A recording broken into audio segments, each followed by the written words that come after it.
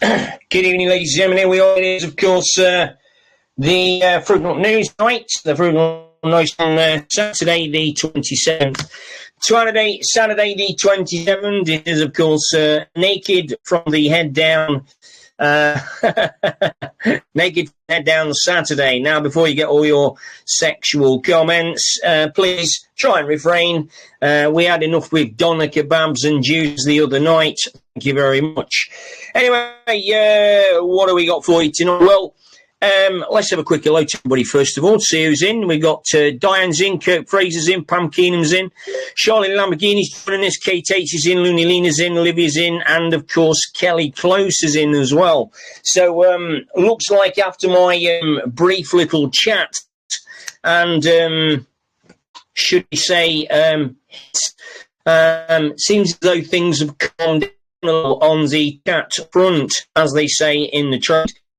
Anyway, let's get on to more important things than egos and eccentric neighbour. Let's talk about, first of all, Buckingham Palace. Buckingham Palace, of course, £369 million refurb. Interesting numbers, by the way. Unfortunately, the King and Queen are not going to live there. So what the hell is going to happen to that place? Well, I suspect it's going to be sold to the aliens as a base for the enlightened ones, maybe. Or maybe it could be just blown up by the rods of God. The latter, I would think, would be more appropriate to destroy the energy under there, which is very nefarious, so to speak. Iran got cheated recently in the game, the FIFA game. This, of course, is the World Cup being hosted by America, which is very unusual because America, of course, doesn't have a national appetite for English football. You might not have noticed.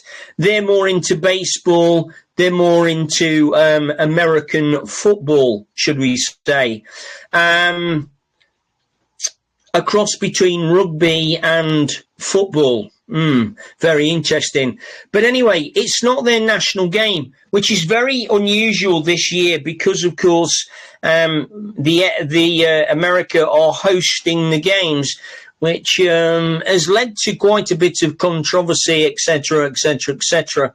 But it is quite interesting to watch this. Now, wouldn't it be very interesting if the final game was, of course, between the USA and England? A reversal, of course, of 1966, 1966, maybe. Or maybe the fact that America beat England, and, of course, we then find out about, of course, the new American Republic, which, of course, runs on common law, quantum financial system, etc., etc., etc. So that could be quite an interesting one as we move forward. So keep your eye on the games. I know a lot of you don't watch them, but there are a lot of interesting information coming out in the games, as I've explained via Ian Wright, etc., etc., etc. So yeah, very interesting. Then, of course, we've got Nigel Farage seeming to be doing a runner once again. There is, of course, no smoke without fire. This, of course, is Nigel Farage's remit. What he normally does, he sort of leads everybody closer to the pool of water, and then, of course, he runs away. He's done this for the last 40 years, so please, please, please don't be, don't be surprised if he doesn't do it again. Also, as well, I think that people don't really understand what is actually going to happen in regards to politics. Some people think that it's still going to be the two-tier system, so to speak. 2-year Kia has just gone, as you well know. But I don't think this is the case. there might be a period of time where there seems to be some kind of political leaders doing some kind of ambassador type ship. But I believe that there are interviews going ahead as we speak that are basically sorting out the wheat from the chaff. And the only way that you can sort out the good men from the bad men is, of course, to allow them to speak openly and freely. And when you consider that many of the politicians, even the ones that are very loud, are certainly not talking about certain subjects. So let's first of all look at Andy Burnham, the new Manchester Messiah that apparently is coming in to save Labour. I mean, out of the 403 Labour MPs that are sitting at the moment in the House, collecting £300 a day and swigging champagne like Coca-Cola, none of them have stepped forward to put any sort of a challenge in the hands of course, Keir Starmer. They had to go to Manchester to find a man who smiles and is backed by a female entourage, which isn't overly bad in itself. However, it can lead to certain problems from a female alpha point of view. So that can be quite a damaging situation as well. But in the right hands, it could be a good situation as well. And I'm not particularly talking about Andy Burnham. Now, Andy Burnham is being classed as the new female Manchester MP, which is quite an interesting, should we say, tag to have in regards to politics. We're not quite sure what Andy's going to do because nobody seems to know. I don't even think Andy knows what he's actually doing anyway. But like I said before, UK politics at the moment is going through a very systematic change. And what I find fascinating most of all is that many people, many people, even on this group, are still clinging to the political system like it's going, like if something happens to it, everything's going to collapse. But everything's collapsing anyway, as you well know. So my question to you is this: what happens? What is going to replace politics, first of all? What is going to replace the police service? What is going to replace the jury system? What is going to replace the judges? What, of course, is going to replace Tesco and Sainsbury's and, and all those other supermarkets, so to speak? What's going to protect the farmers? What's going to protect the British working people, etc., etc., etc. Who's going to protect the children? Who's going to stand up for the children?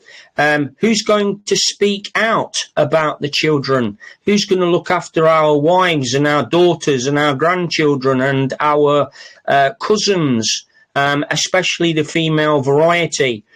So there are many questions that not only do you need to ask yourself, but you need to start asking other people those questions as well.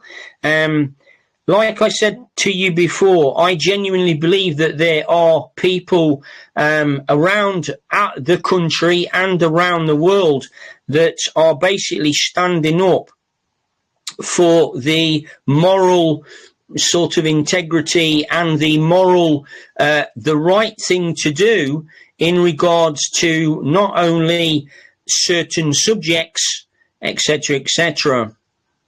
Now, I wanted to bring you back to a very interesting topic that Rupert Lowe brought up in the Houses of Commons a couple of days ago now. And very interestingly enough, Rupert Lowe read out the rape gang inquiry and the rape gang report. And have you noticed that not only have the mainstream media not said anything about it, but in the same token, none of the MPs have said anything about it either. Irrespective of whether or not they are Labour, Conservative, Liberal Dems, fascist, right-wing, whatever you want to fucking say. Nobody said anything about it. Have you heard any discussions on it? Have you listened to anything on BBC Question Time about the rape gang inquiry? No. Absolutely nothing. And yet the inquiry was very conclusive in its evidence and its findings in regards to the rape gang situation. And here we find ourselves with no one talking about it.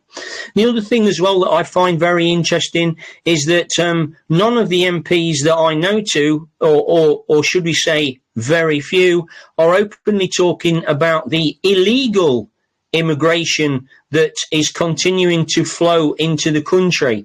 And when I say illegal, I mean that it is illegal.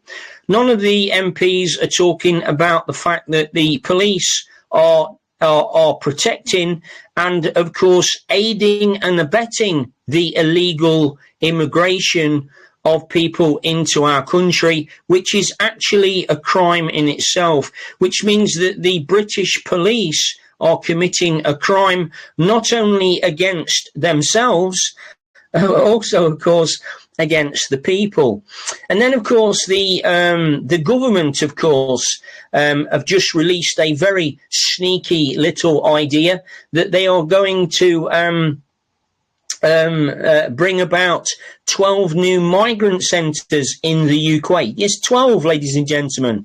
One of them is in a very sleepy place not far from where I am. It has a population of around about 800 people. It's going to be swamped by somewhere in the region of 2,000 men.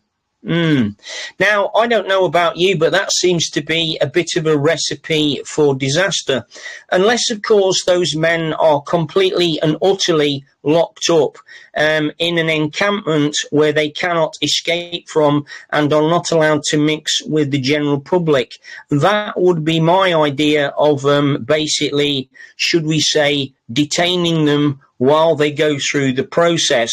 However, MPs seem to think that it's okay to give them £100 a week. They think it's okay to give them a 5-star hotel. They think it's okay to allow them to go around places stabbing and killing and raping and pillaging people and just basically doing what the fuck they like. Yes, as long as they, Oh, not to mention the fact that some of them are eating swans and geese and chickens and stuff from ponds. But that's not unusual. That's been going on for a while. It's just been highlighted very recently. And so the British public, of course, have now finally woken up and are not ungovernable. They are not ungovernable, no. The British people are sick and fed up of the bullshit, lies and corruption. And this was written about by a woman called Julia Hartley-Brewer. And this was in a very prominent paper called The Sun. I'm sure you will have heard of it. And she writes that the Britain is not ungovernable. It is governed by leaders who have no idea what the fuck they're doing. And it's been like that for the last 50 years. This is quoting Julie Hartley-Brewer, by the way. She goes on to say that nothing gets done about the crime, the lies, the corruption, the pedos, the rape gangs, etc., etc. The government openly support illegal immigrants, criminals, rapists, and are made to be felt very welcome in our country. And as Julie says, how can you blame vigilantes? Referring to, of course, the Elon Musk released video very recently, if you've watched it. 12 odd million views in the first day, got taken down because, of course, the elites are, of course, petrified. We really shouldn't call them elites because they're not elites. They're just fucking scumbags. And that's how we should refer to them.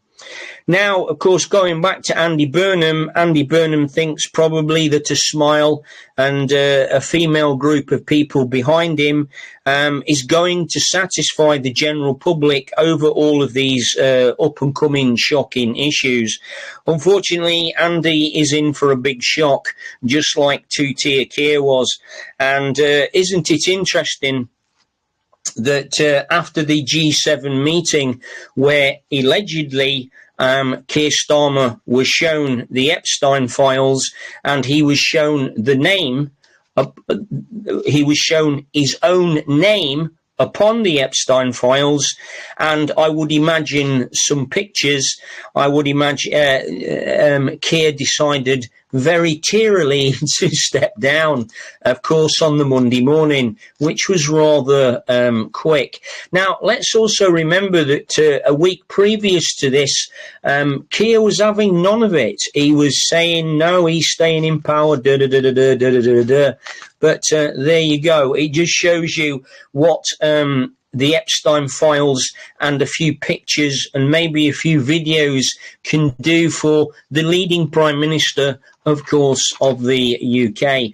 And let's not forget, of course, that the rent boys are still knocking around somewhere.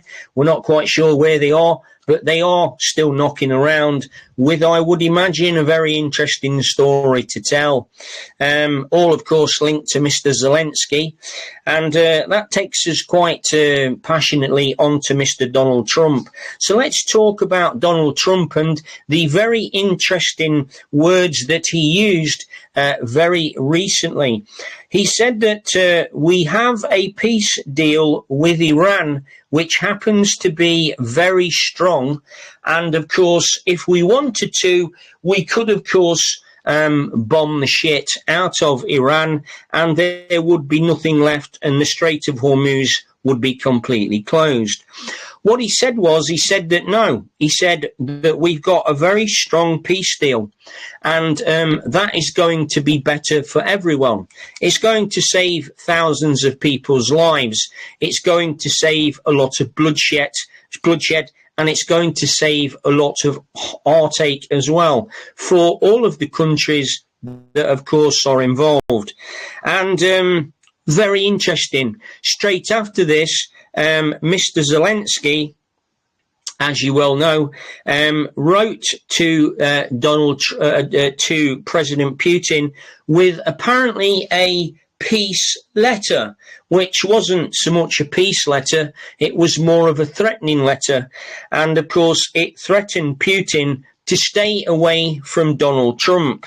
And Zelensky made it clear that Europe and the UK and a certain fraction of America was going to decide what was going to happen in Europe, and it wasn't going to be decided in Alaska or Anchorage, which of course we know Mr. Donald Trump went to meet Mr. Putin. Very interesting. And of course, after the letter went to Mr. Putin, Zelensky basically was, a little bit scared because, of course, that's the kind of man weasel that he is. He jumped on a plane and, of course, he flew to London to, of course, meet Mr. Starmer, of course, Mr. Merckx, and Mr. Macron. And of course, I'm not sure whether von der Leyen Dick was there, but anyway, it doesn't really matter. This, of course, was 4 dicks in one room, which is, of course, very interesting. And of course, he went there because, of course, he needed a bit of, like, you know, reassurance that he'd done the right thing and that Europe weren't going to throw him to the wolves of Mr. Putin. Now, very interesting enough, a similar thing happened in 2022. A peace deal was on the table, of course, signed by Mr. Zelensky, and of course Boris Johnson decided to visit, of course, to Mr. Putin, and that subsequent peace deal was ripped up by, of course, Mr. Zelensky, not by Mr. Putin, but by Mr. Zelensky. The villains here are certainly not Russia. They are certainly not China. And on the best part, they are probably certainly not Iran, as we well know it. The people that are the real enemies of everybody are, of course, the UK, Europe, and a certain fraction of the American Senate, who once again have decided to continue to support Ukraine, even though Mr. Trump has basically publicly declared that they are going to get no more money. Now, I'm not quite sure what's going to happen in regards to this situation, but it is going to be a very, very interesting one as we move forward. So despite the lies of the mainstream media and all the bullshit that you hear on, of course, the thing, don't for 1 minute think that Russia, Iran and China are the villains. I don't think that they are. I think, of course, that yes, they have their own cabal, or should we say deep state, or terrorists, but just like the UK and Europe and of course the parts of America, they also have the deep state, etc., etc., etc. Now, of course, when we look back at the reasons why this is happening, if you remember that we, over the last, 160 odd years, we've had wars. We've had wars and wars and wars and wars. I think America has been involved in some kind of a war over the last 168 years, and I think there was only 2 years when they weren't involved in some kind of a war across the world. And of course, that leads us to the real culprits, which of course are the UK. Now, when we have prime ministers such as Tony Blair, David Cameron, Boris Johnson, Liz Truss, Rishi Sunak, and of course Tutia Kia, and of course, as we well know, the next one is Andy Burnham, there is no wonder that the forever wars continue to keep going. Now, remember that forever wars provide both sides with money. They provide both sides with bodies and children to traffic. They of course, are also able to supply organs, etc., etc., etc., from the dead bodies, which of course are sold on the black market. But of course, you don't know about that, and if you did, you'd probably fucking pass out. But that's what it's all about. It's all about the money. It's all about the trafficking. It's all about the organ trafficking. It's all about the blood trafficking.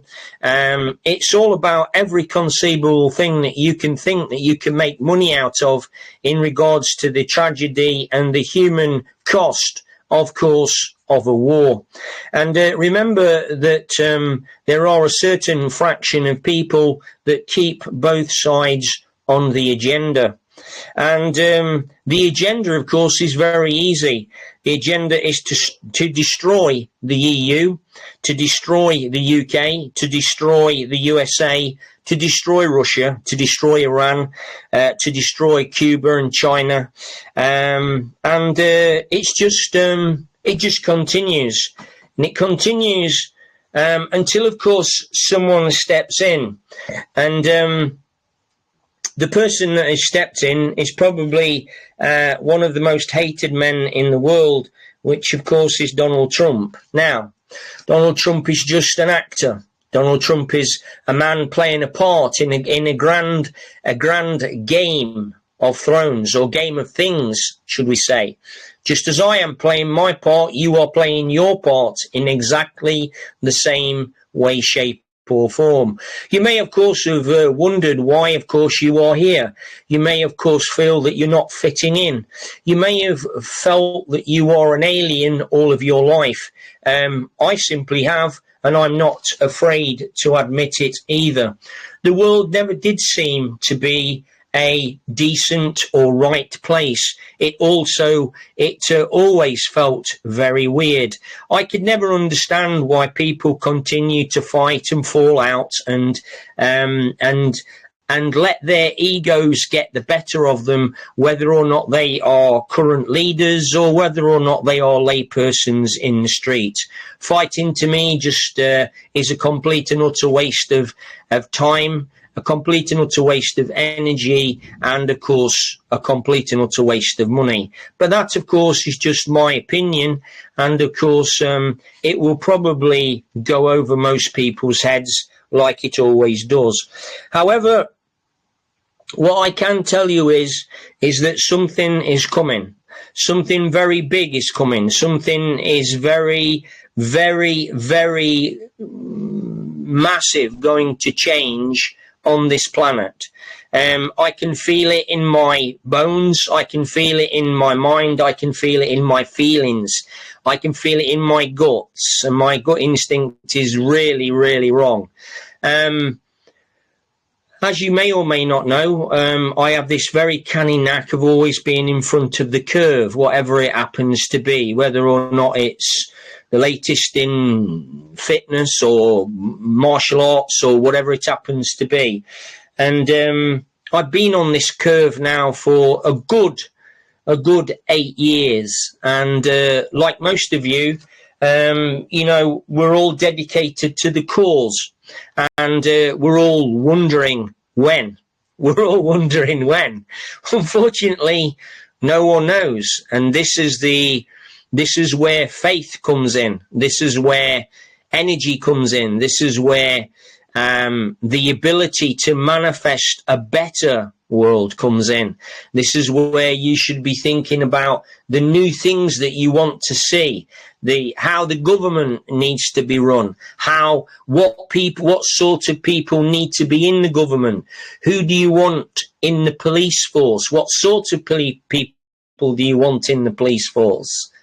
Okay, here's another thing as well, which was highlighted in the vigilante things. Do you want justice? Do you want justice for the people that are very, very badly wronged?